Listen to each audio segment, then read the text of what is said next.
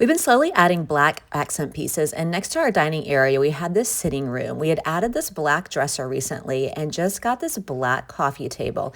It has a texture, it's an engineered wood, pretty durable. It's about 22 by 40 by 18 high, and it does have clearance underneath, about 4.5 inches, so our Roomba can go underneath it. Love that the two shelves give it space for set-abouts and storage underneath as well as in the top, and it has that X design on the end that makes it nice and sturdy. I think the X design gives it visual interest and structural support. I love the two-tier design, gives me storage and interest, and it just is a really practical addition to our space. The X bars are metal on the end, and it really what set this really sturdy, and it allows for the 180 pounds because the thing doesn't wiggle or move at all, which I really do like that I can count on it with a busy family of 5. It probably took me 20 to 30 minutes to assemble, basically all screws and locking bolts, and everything is included in the box.